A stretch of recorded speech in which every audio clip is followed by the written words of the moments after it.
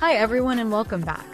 In this video, we're going to work on Competency 005E, and this is a very important one because it focuses on how we adjust instruction so that all students can access learning. We're going to break it down simply first, and then we'll move into a scenario and practice questions, just like on the exam. Welcome to your channel, TExES Special Education, explained simply, where we break the exam down, one step at a time. So what does 005E really mean? The competency says that teachers must apply content-specific knowledge to modify, differentiate, and design instruction for different student levels. But in simple terms, what this really means is, you are not teaching the same way to every student. Instead, you are adjusting how you teach, adjusting what students work on, and adjusting how they access the lesson. Because students do not all learn in the same way, especially in special education. The core idea of 005E is, same lesson, different access. That's very important. This does not mean giving easier work and ignoring the standard. It means helping the student reach the same learning goal, but in a way they can actually handle. So the expectation stays meaningful, but the path to get there is adapted. The first key concept is content-specific knowledge. This means that as a teacher, you understand the subject deeply, whether it's reading, math, or another subject. And this is where something called vertical alignment comes in. Vertical alignment simply means you understand what skills come before the current grade level, what skills the student is expected to learn now, and what comes next. So for example, if a student is struggling with a 4th grade reading task, you recognize that they may be missing 2nd or 3rd grade skills, like decoding or fluency. So instead of just saying, they can't do it, you adjust instruction by going back to the skills they missed, and then helping them move forward. That's vertical alignment. It helps you teach at the right level, not just the assigned grade level. The second key concept is differentiation. This means same goal but different paths. Students are working toward the same learning objective, but they may get there in different ways. For example, one student writes a full response, another uses sentence starters, another answers verbally.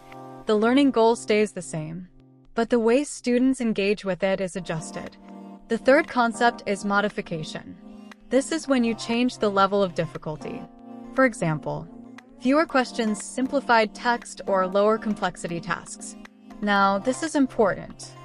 Modification can be helpful, but it should be used carefully because it can change the level of the learning expectation. The fourth concept is specially designed instruction, or SDI. This is instruction that is specifically tailored to the student's disability. It is not random help. It is intentional, planned support. Examples include visual supports, step-by-step modeling, repeated practice. This is one of the strongest answers you will often see on the exam, because it directly addresses the student's need. The fifth concept is access to instructional materials. This means the student can actually participate in the lesson. Because if the student cannot access the material, they cannot learn. Examples include audio versions of text, large print visuals, or assistive technology. The goal is not to remove the student from the activity, but to make the activity accessible. Now let's talk about the most important part, the exam mindset. When you see a question about 005E, ask yourself, is the teacher adjusting instruction so the student can actually access the learning?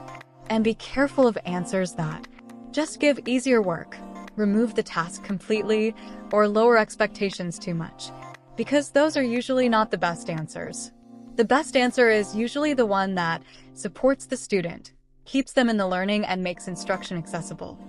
Now let's look at a specific classroom scenario. Imagine a student named Daniel. Daniel is a student with autism, and one of his biggest academic difficulties is reading comprehension. This means that even when he can read some of the words, he may still struggle to understand what the passage is saying, identify the main idea, remember important details, and answer questions about what he read. Daniel also becomes overwhelmed when he sees too much text at once. So if a reading passage looks long, crowded, or visually heavy, he may already start feeling stressed before he even begins. That means Daniel doesn't just need the work to be easier. He needs the instruction and the materials to be presented in a way that he can actually process and handle. Now here is the classroom situation. Daniel's class is working on a grade-level reading passage. When we say grade level, that simply means this is the kind of text that students in that grade are generally expected to read and understand according to the curriculum and standards. So for example, if Daniel is in 5th grade, the passage is written at a level that is considered appropriate for a typical 5th grade reading lesson. The class is expected to read the passage, understand what it means, and answer comprehension questions about it. Now here's the problem. The teacher gives Daniel the exact same long passage as everyone else, with no adjustment. Then the teacher simply tells him to try your best, and no supports are provided. That means no chunking of the text, no visuals, no guided support, no adapted access, and no instructional help. So Daniel is being expected to do the task, but he is not being given the support he needs to actually access it. And that is exactly the kind of situation 005E wants us to recognize. As a result, Daniel becomes overwhelmed and shuts down. He doesn't complete the assignment, and he is not really engaging with the lesson. So even though he is physically present in the classroom, he is not meaningfully accessing the instruction. And that's very important, because on the exam, we are not just asking, did the student receive the assignment? We are asking, was the student actually able to access the learning? In Daniel's case, the answer is no. He was given the task, but he was not given the support needed to be successful. So now the real question becomes, what should the teacher do instead? And that's exactly what we're going to practice next. Now it's time to practice. We're going to look at some exam-style questions based on this scenario. Remember, these are not the exact questions from the exam, but they are designed to help you get used to the way questions are written, the type of answers you will see, and how to choose the best response. As you answer, keep asking yourself, does this help the student access the learning? Does it match the student's need? Let's start with question 1. Question 1. What is the best response by the teacher? A. Give Daniel a shorter, simplified version of the text and reduce the number of questions. B. Allow Daniel to skip the assignment to avoid frustration. C. Provide visual supports, break the text into smaller chunks, and guide him step by step through comprehension. D. Assign Daniel to work independently to build responsibility. You will be given 10 seconds for each question, but pause the video if you need more time.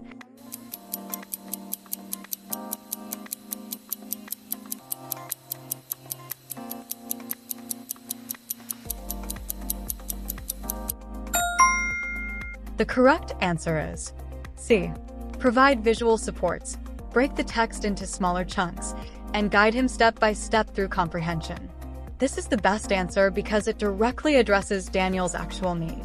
Remember, Daniel is overwhelmed by long text and struggles with comprehension.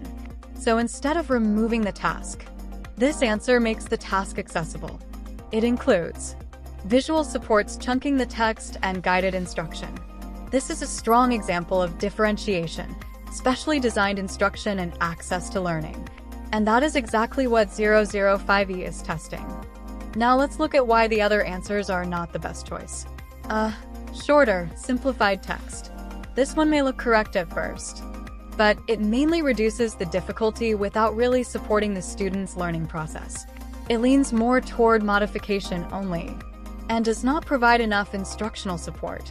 B. Skip the assignment. This removes the student from the learning completely. There is no instruction, no support, and no progress. So this is not an appropriate response. D. Work independently. This ignores Daniel's actual need. We already know he struggles and becomes overwhelmed. So asking him to work independently without support will likely lead to the same outcome: frustration and shutdown. Question 2. Daniel's teacher wants him to participate in the same reading lesson as the rest of the class, but in a way that is more manageable for him. Which of the following would be the most appropriate instructional support? A. Ask Daniel to complete only the last question after listening to the class discussion. B. Provide Daniel with sentence starters and a visual guide to help him identify the main idea and supporting details. C. Excuse Daniel from reading and allow him to work on a preferred activity instead. D. Tell Daniel to listen carefully while the teacher helps the other students first. Take a few seconds to think about your answer. Pause here if you need more time.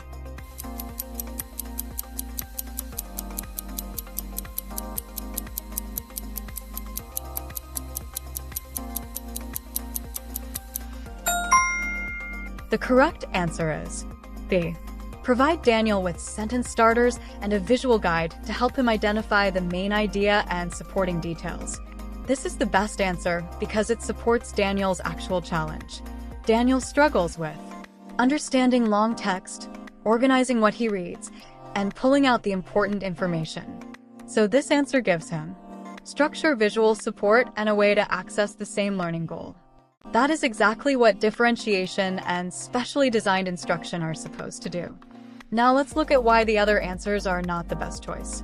A is wrong because this reduces the task too much without really supporting Daniel's comprehension. The answer C removes him from the lesson instead of helping him access it. D delays support and still leaves Daniel without the tools he needs to be successful. Question 3. Which teacher action would best show that instruction is being differentiated for Daniel during this lesson? Giving Daniel the exact same materials and expectations as the rest of the class. B. Lowering the academic goal so Daniel does not have to work with the class passage at all. C. Breaking the reading task into smaller parts and checking for understanding after each section. D. Allowing Daniel to skip the reading assignment and only complete a drawing activity. Take a few seconds to think about your answer. Pause here if you need more time.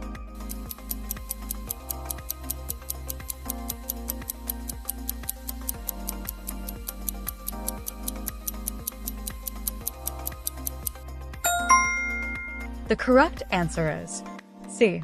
Breaking the reading task into smaller parts and checking for understanding after each section. This is the best answer because it adjusts the instruction without removing Daniel from the learning. It still keeps him working on the same reading objective, but in a way that is more manageable and supportive. This is a strong example of differentiation because the teacher is changing the path, not abandoning the goal. Now let's look at why the other answers are not the best choice. The answer A ignores Daniel's need for support. B lowers expectations too much and removes him from the lesson objective. And D avoids the reading task instead of helping Daniel access it. Question 4. Which of the following best demonstrates access to instructional materials for Daniel in this reading lesson? A. Allowing Daniel to sit quietly during the reading activity if the passage feels too long. B. Providing Daniel with an audio-supported version of the passage and visual cues to guide comprehension. C. Replacing the reading passage with an unrelated worksheet at a lower level. D.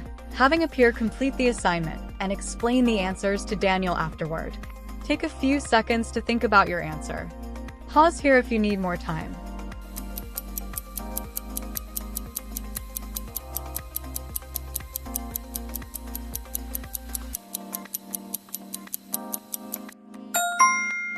The correct answer is B. Providing Daniel with an audio-supported version of the passage and visual cues to guide comprehension. This is the best answer because it directly addresses access. Daniel's challenge is not just motivation. It's that the way the material is presented makes it difficult for him to process and understand. So by giving him audio support, visual cues, and guided access, the teacher is making the material more usable and more meaningful for him. And that is exactly what 005E is about. Now let's look at why the other answers are not the best choice. A. This does not provide access. It only removes participation. C. This disconnects Daniel from the actual lesson. D. This does not help Daniel independently access or engage with the learning. So the big takeaway from 005E is this. Same lesson, different access. When you see a question like this on the exam, ask yourself, does this support the student's actual need? Does it help the student access learning? Is the teacher adjusting instruction in a meaningful way? That is how you start finding the best answer, not just a good-sounding answer. Thank you so much for watching until the end, and thank you for training with me. If this video helped you, let me know in the comments. And don't forget to subscribe because there are more exam questions videos to come. We are learning how to think like the test because it is not about memorizing, but about training our brain to recognize the correct answer. See you in the next video and take care.